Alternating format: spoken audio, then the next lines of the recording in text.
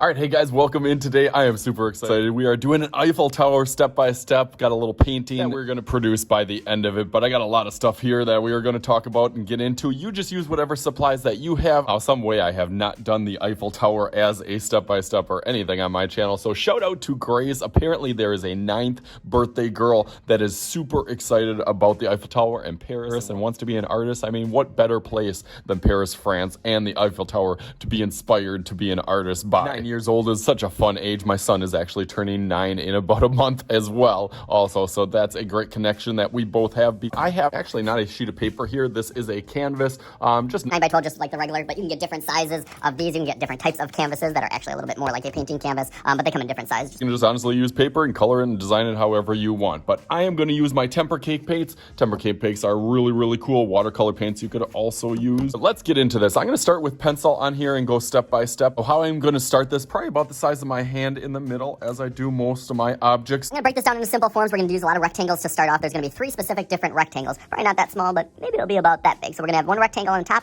1 in the middle here, and 1 a little bit further down. So maybe I can put a mark here to give me an idea. So 1 here, 1 here, and 1 here. That'll kind of set it up. And then this one is going to be a little bit smaller, and then they gradually get a little bit larger as they go down to the bottom. So let's start out with those.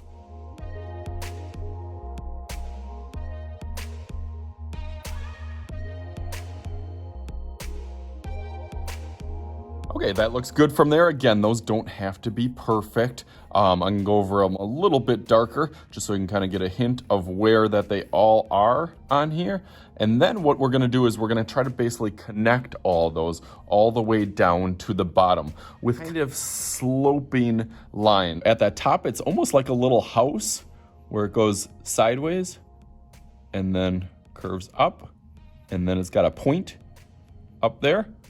And then take that line and continue the slope. You want to leave maybe a little bit of a corner over here. Come right out from the bottom. Again, leave a little bit of a corner over there. And then this one extends out, and then it goes flat on the bottom here. Same thing over here, except going opposite this way.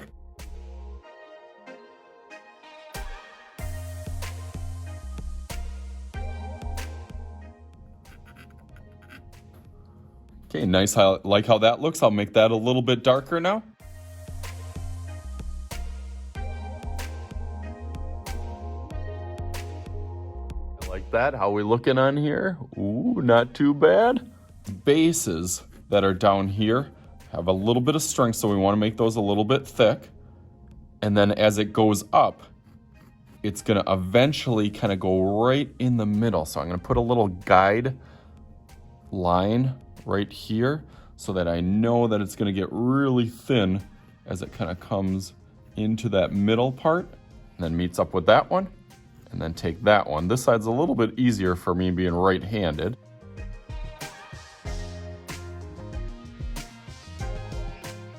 As it's stacking and going up to that kind of point on here. Another trademark feature is that bottom part that kind of has an arch to it. It's done differently on different compositions and different pictures. It's got some kind of brackets in between. So I'm gonna go with almost an X style in here because it does have a lot of X's in between there. So I'm gonna take from one side and go up over here, and then the other side, go up over here. Eventually, we'll have a little arch in the middle, and that kind of helps me and guides my line from here. So that X can go in there. And some more of those X's, one at the bottom down here, one at the bottom down here, one right above, and then fill in 2 as well right from here. Basically getting some of those steel support beams that go almost the whole way up to it. This whole Eiffel Tower was really designed as a building structure and a basically showing off all the technology and industrial revolution and steel revolution that really changed a lot of buildings and styles and cities and craftsmanship on just structures. They actually used the Statue of Liberty, the skeleton of that, as a kind of strength test before they did the Eiffel Tower. So that's kind of a fun fact. There's a lot of cool fun facts. So enough talking about building. Let's keep on going with our buildings. I'm going to continue some of those X's as it goes all the way up to the top. Again, just like all of my projects, the more details that you add, the better that it will look.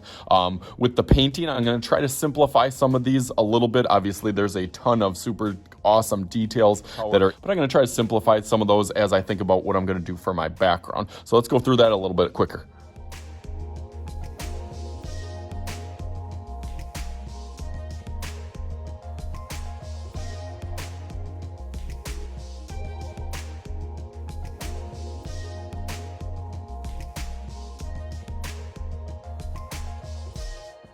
Okay, awesome. That looks really, really cool now. Now it is like your coloring sheet or painting sheet that you want. You can do whatever kind of style that you want for your background. I got a little idea or a tip that I'm going to try to do. So let's try to make some magic happen and go right through it just like... All right, bam! Okay, look at that. How awesome does that look? I had a lot of fun doing this. I used a lot of different paint and colors mixed all together. My inspiration that I was looking at, a couple little pictures of the actual Eiffel Tower. Happy with how it turned out from the sky to the building itself, the little background, kind of some trees around the downtown area. Again, special shout out to Grace that gave me the idea and inspiration for this as she turns 9. I feel like I spent about 90 minutes on this. I really took my time and had some fun with this. I haven't painted in a while. So as always, I am Mr. Shooty. This is Mr. Shooty's Art Class, and we'll talk to you guys later.